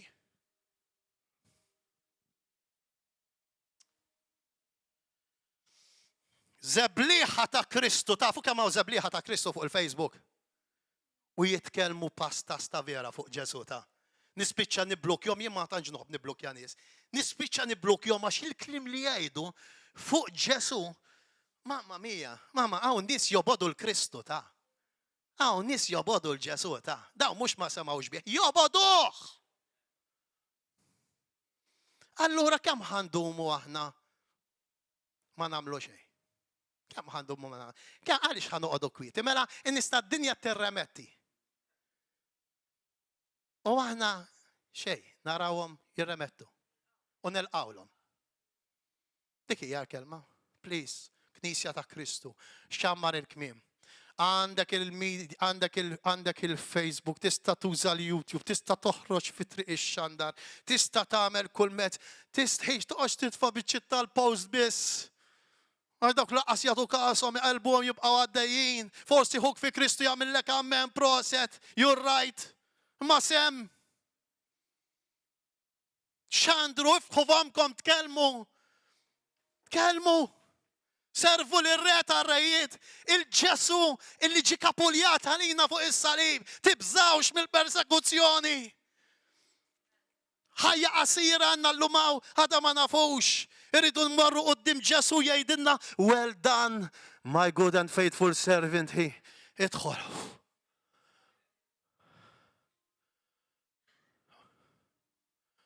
Please, ejan umu mill-irqad. Grazzi mulej, River of Love. Għanniġi għalija. Għatu ċabċi pal-mulej, please.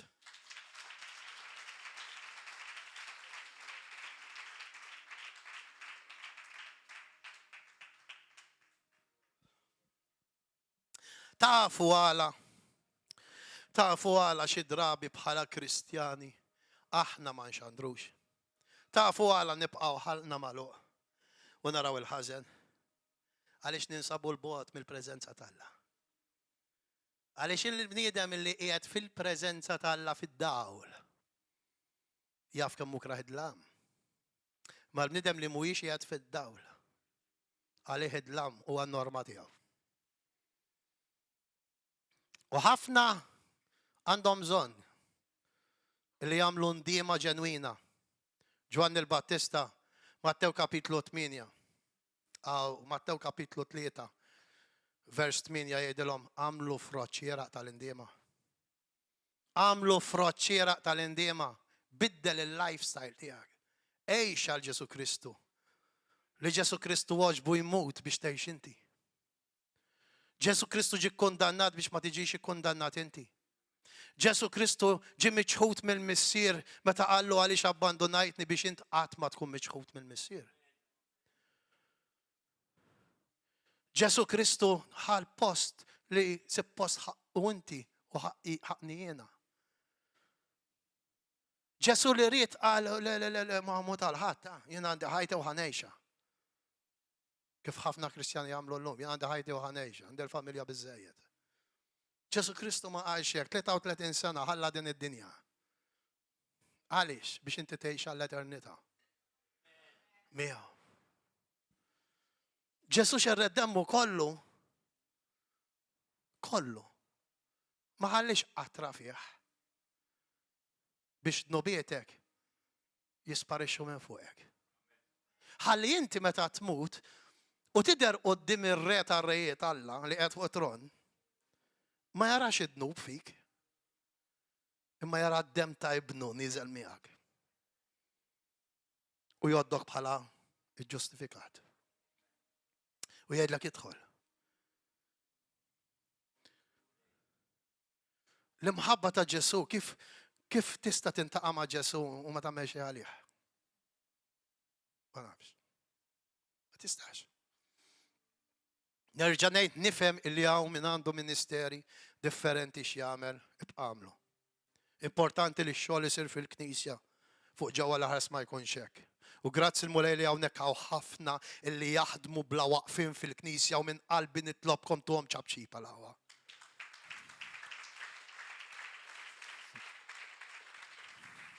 Grazzi għal pastors tagħna li laqqas kultant irid inkun xaraf ġisimhom dawn in-nies. Xi drabi tkun imdawwar berba minn nies ukoll itrabel li jaqlawlek. Mamma mia, aħseb wara knisja bħal din. Min jaf kemm jaraw affarijiet daw in-nies mhux biex infaħħarhom nagħti glorja l-mulej għalihom. Min jaf minn xi jgħaddu daw in-nies. U jżommu skiet ma jistgħux jitkellmu. Għandna bżonn onorawhom mhux biex infaħħarhom nerġa' ngħid darba oħra. Hija l-verità ta' Alla. U Alla jaf x'jiena ngħid. Omna u missierna spiritwali li Alla żellilhom biex aħna nitwildu mill-ġdid u llum qegħdin kif qegħdin, mhux kif kont qabel ġol ħmiċ u naqgħat ġol ħama. U hekk irrid lilek illum li forsi inti għadek ma ntqajtx ma' Ġesu ieqa' fejx fil-ħama. U ejja ħatilbes il-bis qaddis ħajlibbiżulek Ġesu Kristu, ħatibda tgħix għalih, ħatibda tara issa kollox minn lenti differenti. In-nies ħatibda jgħidlek inti brainwash. Grazzi mulej, sinjali tiegħek għadu mhux maħsul. In-nies ħatibda tgħidlek inti mimli bil-mibeda. Dak sinjali jiena tinxarred it-tajjeb, għalhekk qed tajjarni li jiena mimli bil-mibeda. Għaliex anke għal Ġesu qalulu inti għandek xi dan. Inti ġagbin, inti li qed tagħmel bis-saħħa tal-Beelzebul. Kemm jruħ il-Ġesu. Kemm jruħ. Aħna vera, il-ġisem ta' Kristu. Ġisem ta' Kristu ħalla f'idejna biex inkomplu fej ħallaw.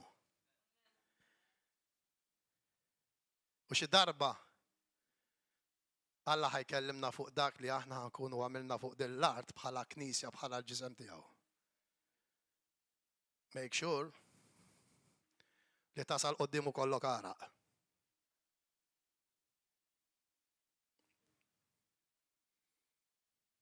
Pawlu jgħid jeħtieġ li naħdem ħafna biex nikseb is-salvazzjoni. Mhux bil-grazzja salvazzjoni 100%. Meta ntqajt ma' Kristu inti ġejt salvat bil-grazzja, imma issa grazzja titħaddimha. Issa il-grazzja titħaddimha. Irċevejt il-grazzja meta ntqajt ma' Ġesu tajt ħajtek il-mulej, il-passat kollu ntnesa, imma issa l-grazzja tittaħdem. Issa tibqax tgħid jiena nagħmel li rrid salvat bil-grazzja? Ota attent għax titlef il-grazzja ta'. U jekk ismek jiġi mħassar mill-ktib tal-ħajja, Alla jrid ikun għalik taf biex jerġa' jinkiteb.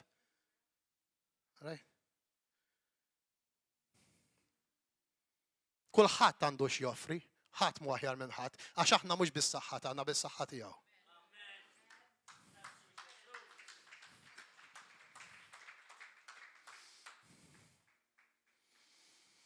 Imma grazzi mulej, wasal biex nagħlaq fl-aħħar. Mhux qed niddejjaq ta' tifhimnu iktar ħabba fikom. Imma grazzi mulej, f'pajjiżna ħan nitkellem fuq dawk li naf. Minix qiegħed nitkellem fuq knejjes li ma nafx. Għax jien minix les li niġġudika l-ebda knisja f'isem Ġesu Kristu. Imma ħan nitkellem fuq dawk li naf. Grazzi għal River of Love li qatt ma beżat issemma leħena anka meta l-pajjiż kollu dar kontra tagħha qatt ma wafqet ħabbar il-verità, ixxandar il-verità. Dik hija l-imħabba li jiena ngħidlek il-verità, mhux li narraxlek widnejk bħal bniedem illi maran tabib u tabib rali għandu kanser fih. Imma qallu m'għandek xejn, qallu ħud l-pakkett pil-mli issa tiġi ftijak. X'ġara, dak il-persuna miet bil-kanser. Ma dak il-ħin ħappjaċir bil-qallu tabib. ħappjaċir, m'għandek xejn. Ħarruħ ħannifs il-ġewwa, m'għandu xejn. Fil-verità kien qed imut minn ġewwa. River of Love hija waħda minn dawk il-knejjes, minix ngħid li m'hawnx knejjes oħra din jaħdmu.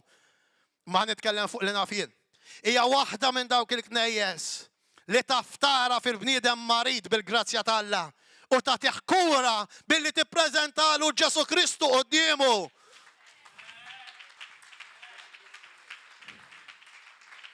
Grazzi għal programm ħabbejtek illi jagħmel ħafna ġid 14-il sena minn ser żbali lu għaddej li jiena meta kont nom fid-dnub kont nieqaf nisimgħu u kien jixxejkjani u jsammarni ma' sit. Grazzi mulej illi permezz tiegħu ġejtaw ħafna minnkom l-istess, ġejtu għaw permezz tal-programm. Glorja lil mulej, għalhekk jibżaw minnu. Għalhekk jibżaw minnu da, by the way, dawk in-nies illi huma fil-politika, għalhekk jattakkaw River of Love ta' għaliex il-programm għalihom huwa xewka, speċjalment meta tasal l-elezzjoni.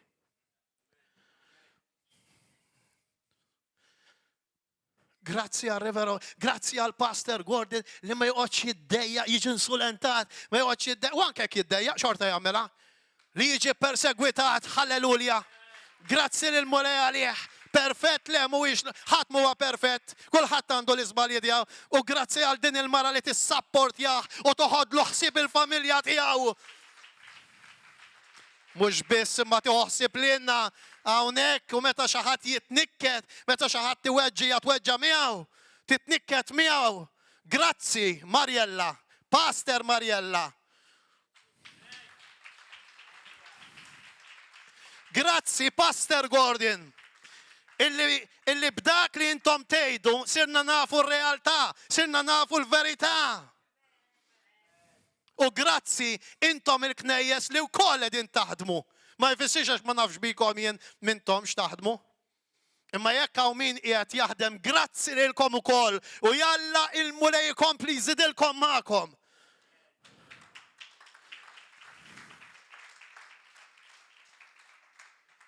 Anka anzi mhux ħanejda. La, mhux ħanejda. Kont imma mhux ħanejda. Imma ħafna knejjes ħanejdu kif inhi. Knisja m'hemm bżonn tkun għaqdata. Wieħed ukoll jissejjaħ parti mill-Knisja. All right? Għaw ħafna nies jagħmlu l-ġid, mhux f'River of Love biss. Anka fi knejjes oħra, lesti li jxerdu l-kelma jxandru l-Ġesu Kristu jaħdmu bla wafqien daw in-nies. U anka fit-toroq hawn min imur jevanġelizza għalkemm forsi ma jiġbix live, imma jekk qed tisma' nissuġġerilek iġbet life, mhux biex tidher int, imma ħalli dawk illi qegħdin id-dar tilħaqhom ukoll dak u l-iskop, mhux biex toqgħodu taraw wiġġ daqshekk aħmar tiegħi jaqjaq fi triq. Biex in-nies jisimgħu u naf x'innejt kemm nies qed iduru lejn Ġesu Kristu llum hawn nies hawnhekk, grazzi mulej illi ġewwa semgħuna nevanġelizzaw fit-toroq by the way.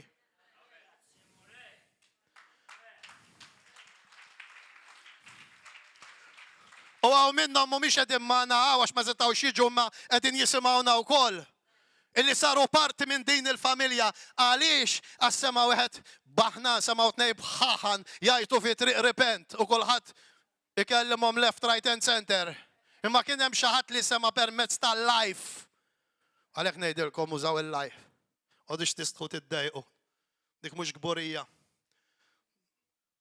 Ekku, għax il-fidi tiġi mismieħ tal-kelma tal-Alla. Halleluja. U hemm ħafna nies fid-djar. Hemm ħafna nies fid-djar għaddejjem id-batija għaliex m'għandhomx alternattiva oħra jew għall-inqas ma jafux biha. Ma jafux biha. Inti huwa dak il-persuna li tista' tkun ġona. Illi int li taf il-Alla, li taf il-Ġesu Kristu, int l-uniku wieħed li tista' tagħtihulhom. 6,000 ruħ nidmu. U ma qeriġ dak il-pajjiż Alla. Jekk nagħmel jien 50 sena nxandar il-Ġesu Kristu u wieħed biss jersaq lil mulej, wow, thank you Jesus. Imma grazzi mulej resqu ħafna. Glorja lil Ġesu. Glorja lil mulej. Halleluja. Dan mhux messaġġ biex jikkondannak, Aziza, laqgħa xejn. Għax jekk għandi nimmarka subajja nibda minni. Okay? Dan huwa messaġġ għaliex xi drabi l-bniedem jorqod. Tista' jogħġbok Matthew. Dan huwa minħabba li xi drabi norqdu. Il-ħajja wisq tokkupana. Ħafna affarijiet ix-xitan iġiblek kontra tiegħek biex int ma jkollokx ċans ixxandar il-Ġesu Kristu. Titu tkunu tafu kemm reali? Kemm reali l-attak spirituali? Oħroġ hemm barra xandar il-Ġesu. U bil-garanzija l-ġimgħa wara ħajaqlalek minn kollox biex ma terġax tmur. U għax il-karozza bil-ħsara, u għax illum suppost għandimmur hemmhekk, għax illum inqalat li din il-biċċa xogħol malli li ieħor, għed nuħsib in-nanna, irid nuħsib it-tfal tat-tifla. Minn kollox jaqlalek ix-xitan. Għax ma jridekx ixxandar il-Ġesu Kristu. Għaliex jekk inti tisma' b'Ġesu, jekk inti tkun taf xi jgħid Ġesu, inti tkun qed tagħmillu hekk il-Satana.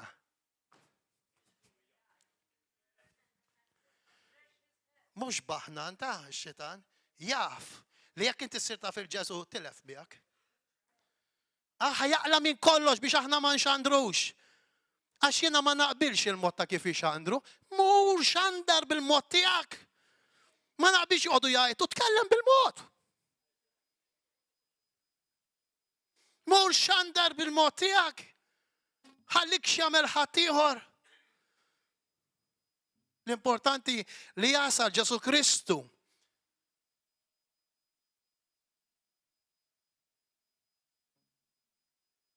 Nixtieq li nara poplu fit-toroq ixandru lil Ġesu Kristu, nies imwielda mill-ġdid.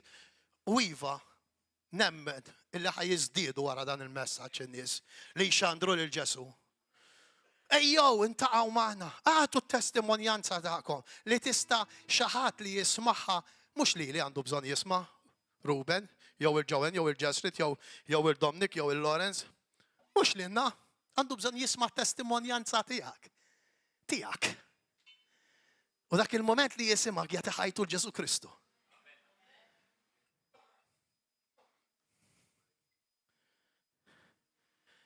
Il-mulej għalhekk għadu ma ġiex. Għax qiegħed jistabar. Taf min? Bil-Knisja. Mhijiex lesta. Alla ħares kellu jiġi Ġesu Kristu issa. U l-għadu ma ġiex Ġesu sinjali l-Knisja mhijiex lesta. Ġesu jgħid meta ixxandru l-Vanġelu man-nazzjonijiet kollha, u mbagħad jiena niġi. Mela l-Vanġel għadu ma xandarx fl-ebda ġenerazzjoni. Għadu ma xandarx ma kullimkien. Għaliex? Għax il-Kristjan kontent juqgħod qudiem it-television fuq siqi u karawet. Jiġi l-knisja b'qasir jieħu fish and chips jew chicken. Rej. Inqum fil-għodu fl-10 għax minn ix-xogħol flok nipprepara biex nqum għall-evanġeliżm. Għalhekk għadu ma ġiex Ġesu. Għalhekk għax balla nies ma jridu jagħmlu xejn. Taf x'jridu jagħmlu? Jikkritikaw il-min jagħmel. U l-biċċa kbira dak li jikkritikaw il-min jagħmel għax huma ma jagħmlu xejn, by the way.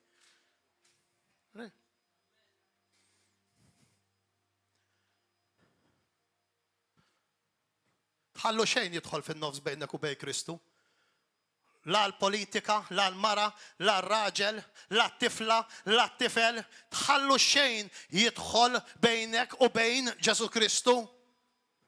Speċjalment il-politika, u ħanejduha kif inhi. Toqgħodx, ma noqgħodux nifirħu għaliex noħorġu kontra il-gvern li bħalissa qiegħed fil-poter. Għax noħorġu kontrih, noqogħdu nifirħu mela jien nara qiegħed fi triq it-tajba. Imma sorry, jekk inti għax int nazzjonalist qed toħroġ kontrih. Issa naraw meta l-folja tinqeleb. U jagħmel l-istess il-gvern li ħa naraw mbagħad toħroġ kontra wkoll. Għax faċli nikkritika l-gvern li hemm għaliex jien nazzjonalist. Faċli nagħmilha. Right? Faċli nagħmilha. Ara jien, ma niddejjaqx ngħid ħajti kollha għex ta' laboris bil-familja bil-razza b'kollox jien. Imma meta daħal Ġesu Kristu qed lu baj il-partit la mort kontra l-prinċipji ta' Kristu. La mort kontra l-moralità li tistenninix ħakom miegħek qatt iktar. U nixtieq li la tinqeleb il-folja dawk in-nies li jikkritikaw lill-gvern u sewwa tagħmlu jekk qed jagħmel il-ħażin. Imma sa la tinqeleb il-folja jagħmlu l-istess. Jekk joħroġ ħażin. Jekk imur kontra l-kelma tal-mulej. Għax Alla forsi l-bniedem ma jindunax, imma balla ma jitħaqqat.